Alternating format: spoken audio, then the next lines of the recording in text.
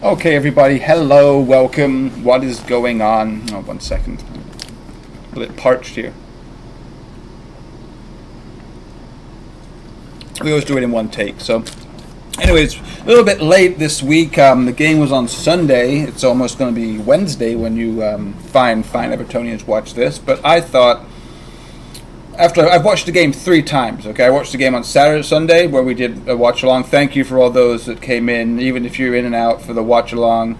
Had some good conversation there. We actually at one point in time we had myself, obviously. We had Jeff Thompson, who very frequent commenter, very frequent reliable person that comes in on the watch alongs. And we also had actually at some point we had an Arsenal supporter and, believe it or not, a Copite that came on. Very civilized, very low banter, a little bit arrogant in a certain way. Always like to talk about how great the Reds are, how great all their players are, all this, champions of Europe. But what can you really do? You're not going to boot somebody out for that, are you?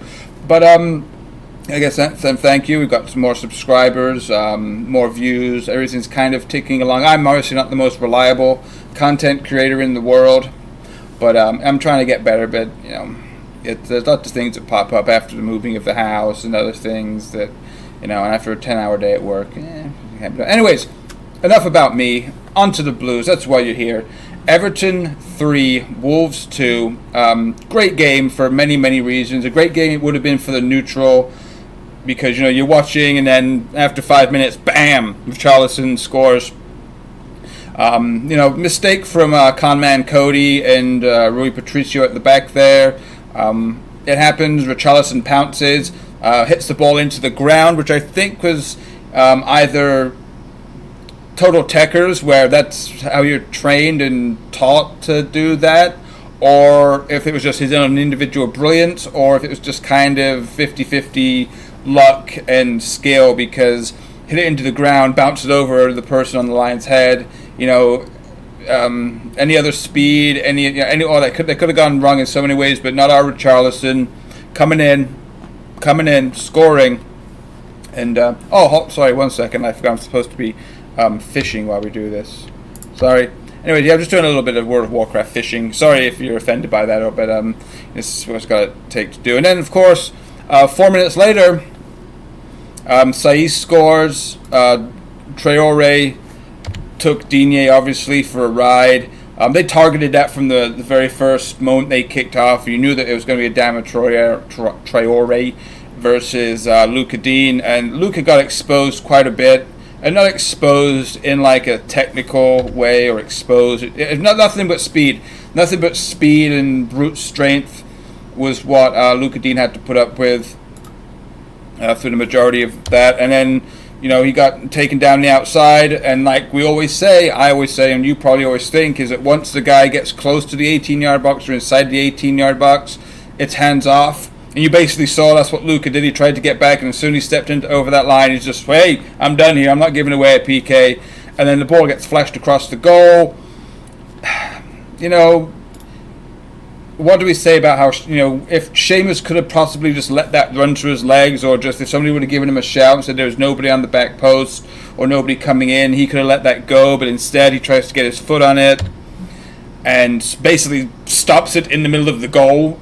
Puts it on the silver platter for Saiss to come in, and bam, after 9 minutes, it's 1-1. And then, we start playing. We were playing well the whole time. We came out with fire. I liked the lineup. It's kind of a 50-50 between what I expected to see and what we did see.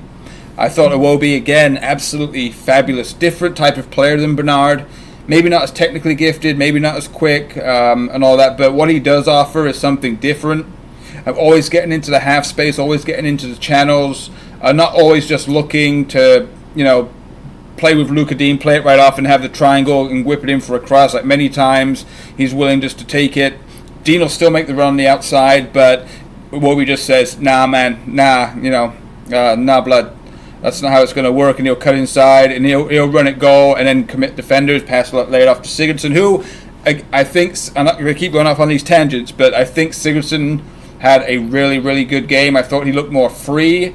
He was taking up many positions on the right side, of our attack when Richarlison would come in. I don't know if that was something that was worked on in training or this week, or if it's just something that he can naturally do when it's something to do with Moise Kean and Iwobi playing. If those two and their play styles make space for Sigurdsson, because Moise Kean's movement was a lot more erratic. Is the wrong word. More unpredictable than what Dominic Calvert-Lewin's is. Dominic Calvert-Lewin, just kind of hang out on the shoulder of the defenders, hang out in front of them, bring it down chest, knee, or whatever, and then look to lay it off.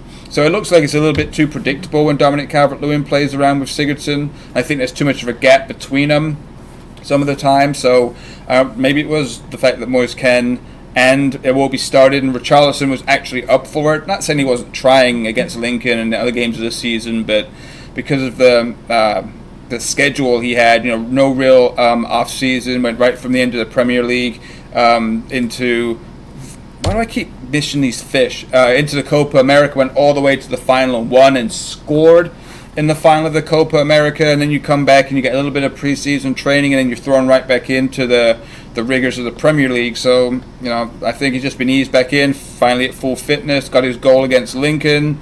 Got a goal early, so he's just one of those players that he wants to score, he wants to contribute, he wants to help out, he wants to be, the main man. I was about to say center of attention, but the main man, and he has every right to. He's young, ambitious, skilled, all those good things. So he scores early, and that's how it goes. And so I thought everybody going forward, and again, can't harp on this enough either. Everyone's been saying it, but Fabian Delph. For all the people that were hating, for all the people, again, that were saying, oh, look, Gomez, Barcelona reject. Oh, look at Fabian Delph. Old man, has been, past it, Man City reject. Jerry Mina, Barcelona reject. Dean, Barcelona reject. All of them. But look at what they're all doing. Stellar performances from every single one of them. Most of that comes down to them, technically, mentally and all that stuff. And you've got to give Marco Silva credit. You've got to give Marcel Brands credit. You've got to give the coaching staff all the credit in the world, fostering, growing, bringing together all these players. And I think that's what you saw on Saturday, was a total coming together, whether it was the players, the coaching staff, the fans. I think everybody just, after the Villa defeat, I think a lot of people, players in particular, myself as an Evertonian, obviously, I looked at, not myself, and but expectations wise, I had the original issue, thought it's the third game of the season, we're still in transition and all that stuff. But at the end of the day, I said to myself, no, you know what? No, they deserve the rollicking and the criticism that they get, because the players are there, the coaching staff's there, the technical ability's there, everything's there for us. We just didn't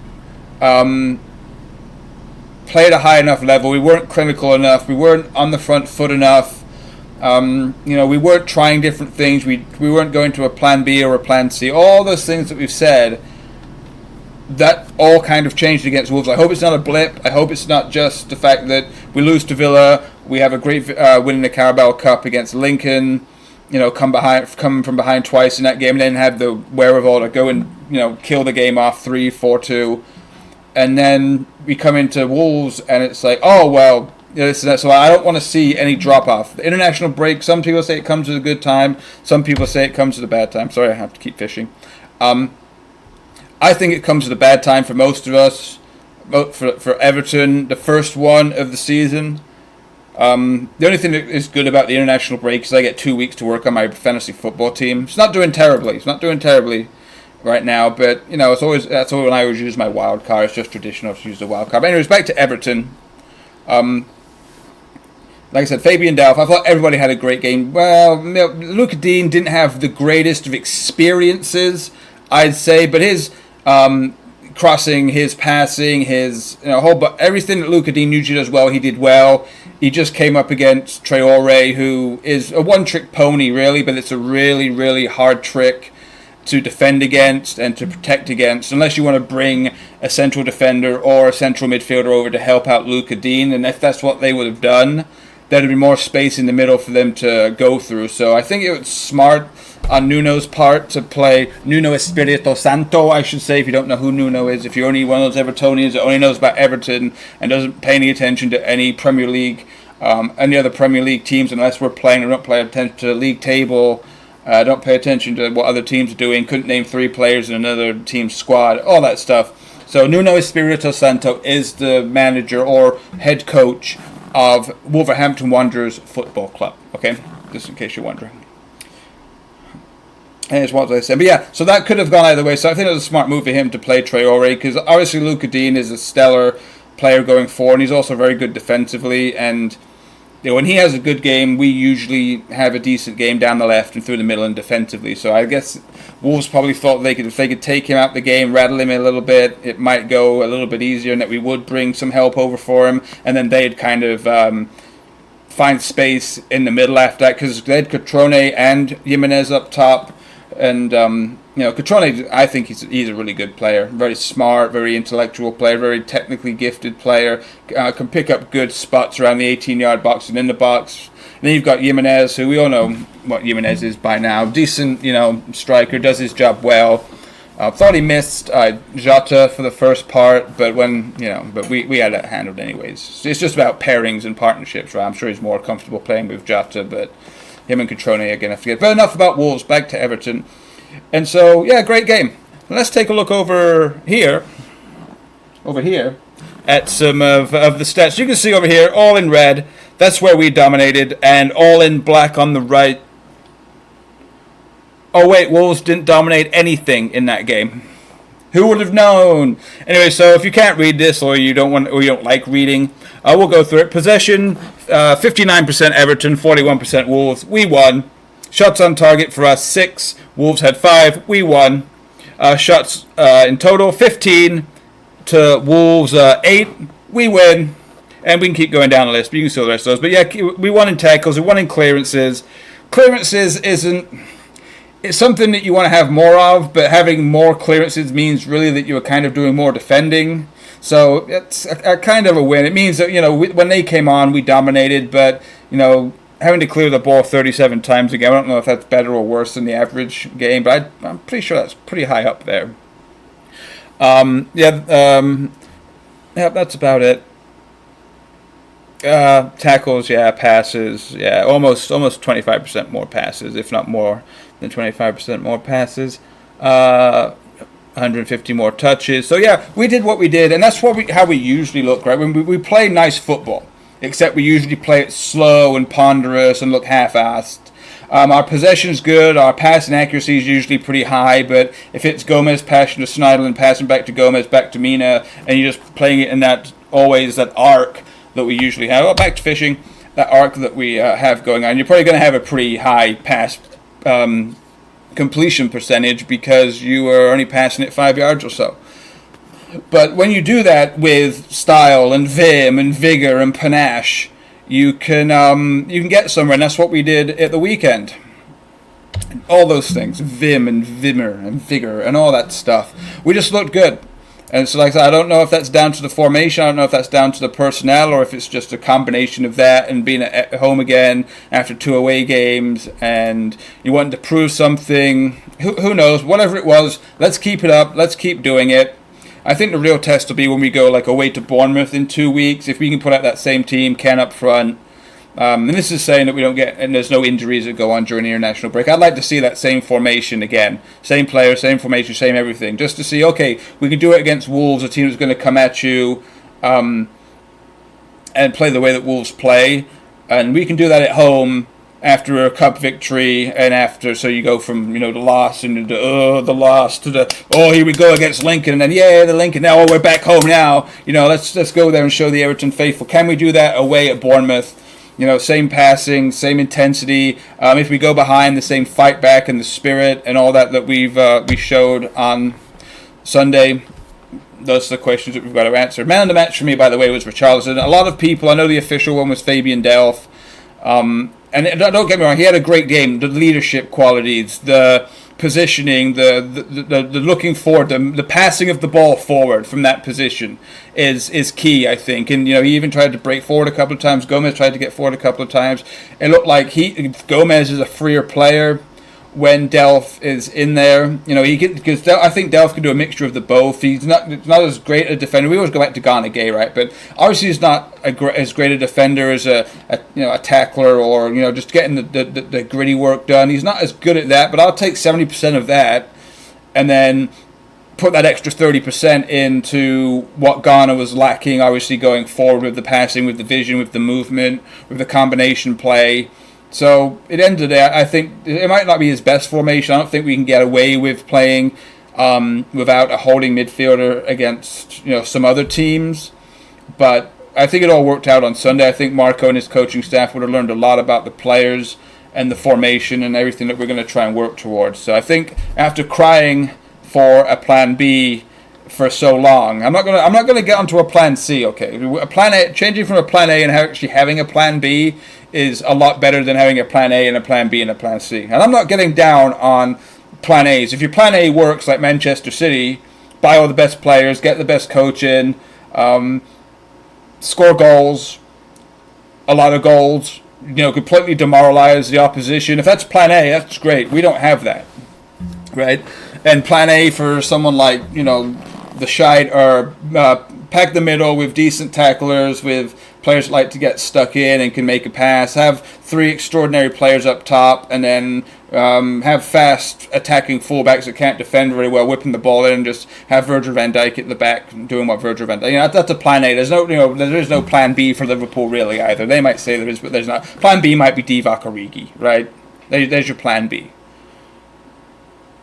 Just call it Plan Origi. That's what their plan basically is.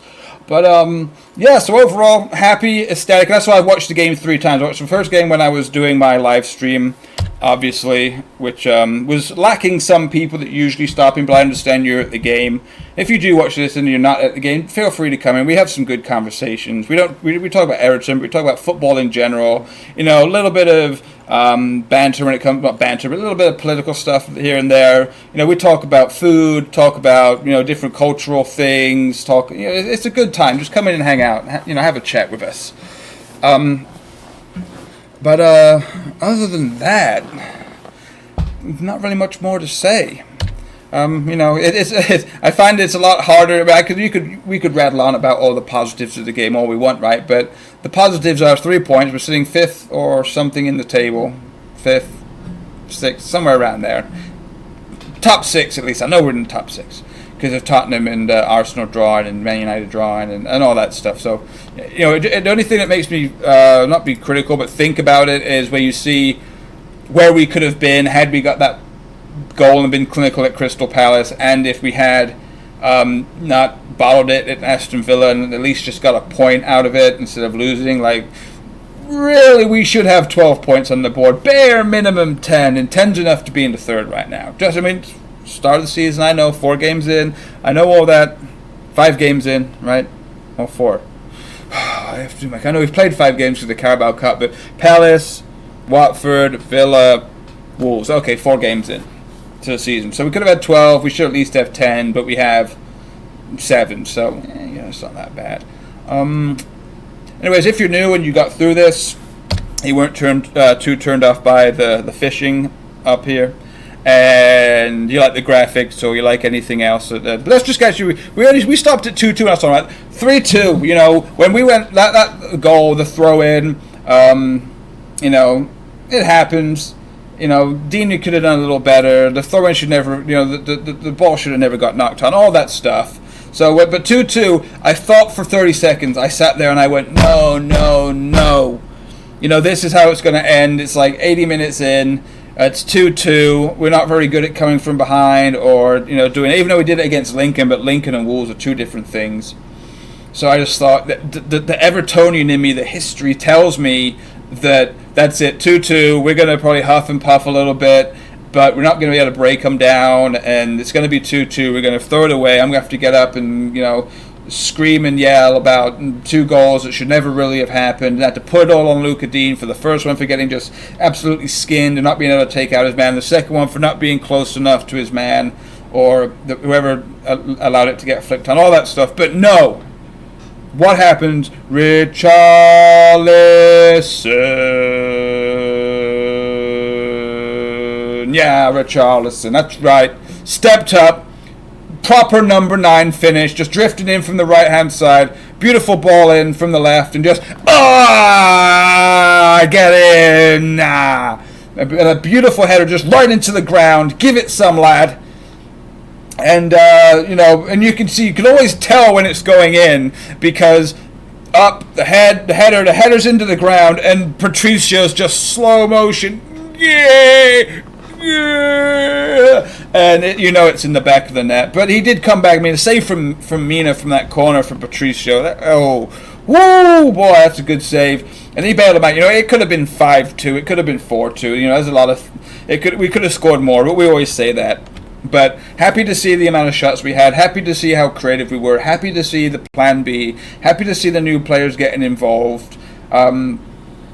Can't talk highly enough about all of it, so I'm going to end it right there. If you are new, like I said, you should subscribe, you should like, thumbs up, even leave something in the comments saying that you're new, saying hi. Any opinions that you had on the game, anything that you thought that I didn't bring up, or something that I'm kind of being blinded to that was terrible about the game, or something we could improve on from that game, always love to hear it. We'll give you feedback, and we'll have a discussion about that. If you are a regular subscriber and you've enjoyed this, don't forget to like, and don't forget to tell your friends if you have any that don't really like the run-of-the-mill Everton content that's out there sometimes. But I thank you as always. It's greatly appreciated. 2 weeks off now for the international break. I'll try and get some videos up. Probably can't do much really with Everton, but I don't mind talking about other clubs and talking about certain things in football. So yeah, leave something in the comments if you like my perspective on things, or just want to hear me talk about something else. So if you want me to talk about VAR, you want me to talk about different leagues or certain situations, maybe the Berry situation with them and the club, that's a different thing, or just anything. I'll get up here and do a video, and let me just cast my line out one more time. But thank you for watching. Be safe and have a great day, evening, or night, wherever you are. Mwah.